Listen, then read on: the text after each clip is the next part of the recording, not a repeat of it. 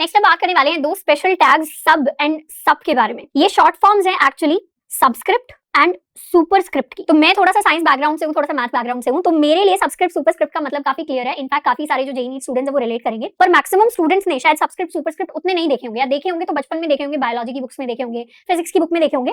पर यूजुअली हम मैथ अगर पढ़ते थे बचपन में भी, तो वहां पर ऐसे कुछ फॉर्मूले हमें दिखाई देते थे जिसमें हम लिखते थे a प्लस बी का होल स्क्वायर, या a स्क्वायर, या c स्क्वायर, या 24 का स्क्वायर। तो इस तरीके से जो ये स्क्वायर के लिए हम 2 लिखते थे ऊपर, इसको पावर भी बोला जाता है मैथ के अंदर। तो ये जो 2 लिखते थे ये थोड़ा सा छोटा होता था साइज में और हमारे मेन नंबर से ऊपर की तरफ आता था। यानी अगर मैं a प्लस बी थोड़े बड़े साइज का लिखती हूँ तो 2 हमेशा a और b से साइज में छोटा होने वाला है। एंड 2 क्या होता है, पावर क्या होती है, हमेशा नंबर के ऊपर जाती है। तो इस तरीके के नंबर्स या इस तरीके की चीजें जो साइज में थोड़ी सी छोटी हो और मेरे मेन कंटेंट से ऊपर की तरफ आए, इसको हम टेक्निकल टर्म्स में एक सुपरस्क्रिप्ट कहते हैं। सुपर यानी ऊपर, सुपर से भी ऊपर, तो इस तरीके से याद कर सकते हैं। सुपर यानी जो ऊपर आता है एंड साइज में छोटा होता है। अब जैसे सुपरस्क्रिप्ट साइज में छोटी होती है एंड ऊपर आती है, वैसे ही इसका एक दूसरा वर्जन होता है जिसको हम कहते हैं सबस्क्रिप्ट।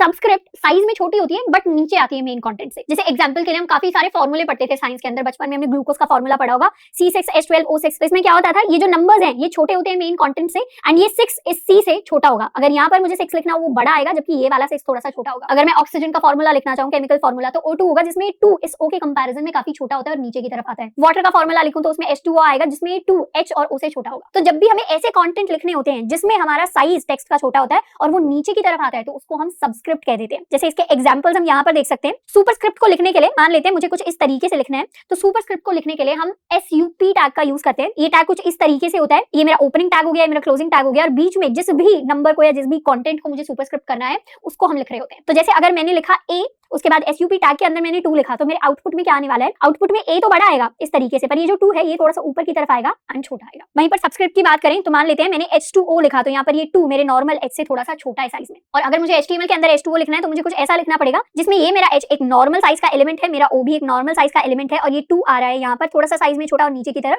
तो इस तरीके से H2O प्रिंट होगा मेरी स्क्रीन पर।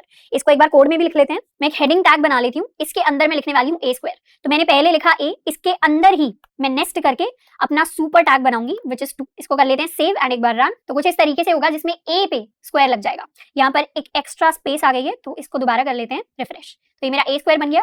इसी तरीके से सिमिलर वे में मैं H2O भी लिख सकती हूँ। मैं लिखूंगी H और साथ में मैं सबस्क्रिप्ट वाला टैग लगाऊंगी जिसमें मैं लिखूंगी H2 एंड यहाँ पर O। इसको कर लेते हैं सेव एंड नाउ रन। तो इस तरीके से H2O डिस्प्ले होगा मेरी स्क्रीन पर। अब एक और इंटरेस्टिंग चीज कि ये जो मेरा H1 है और ये जो मेरा SUP है, या H1 मेरा मेन टैग है जिसके अंदर ये SUB सब वाला जो टैग है ये नेस्टेड है। नेस्टेड टैग्स के बारे में हमने ऑलरेडी थोड़ी सी बात कर रखी है, वो टैग जो एक दूसरे के अंदर आ जाते हैं। तो H1 के अंदर सब आया है तो सब वाला टैग नेस्टेड है H1 टैग के अंदर। और अगर इनका पेरेंट चाइल्ड रिलेशन करें तो उसको भी थोड़ा सा डिस्कस किया था। जो ऊपर होता है यानी जो बाहर की तरफ होता है उसको हम पेरेंट कह देते हैं, जो अंदर की तरफ होता है उसको हम चाइल्ड कह देते हैं। तो मेरा H1 टैग यहाँ पर पेरेंट वाले रिलेशनशिप में और मेरा सब टैग उसके चाइल्ड वाले रिलेशन में, और सब के अंदर भी कोई और टैग होता, यानी इस 2 को अगर मुझे इटैलिक बनाना होता या इस 2 को अगर मैं अंडरलाइन करना चाहती तो इस तरीके से इस 2 को हटाकर मैं यहाँ पर लिख देती। इसको कर लेते हैं सेव एंड नाउ रन। तो H2O तो आया, 2 मेरा सबस्क्रिप्ट भी बन गया, पर 2 साथ के साथ अंडरलाइन भी हो गया। तो ये मेरा बाहर की तरफ पेरेंट है, उसका चाइल्ड है सब, और सबका भी एक और चाइल्ड है जिसका नाम है अंडरलाइन टैग। तो इस तरीके से नेस्टिंग होती है HTML के अंदर, जिसको हम रियल लाइफ में बहुत बार देख रहे होंगे।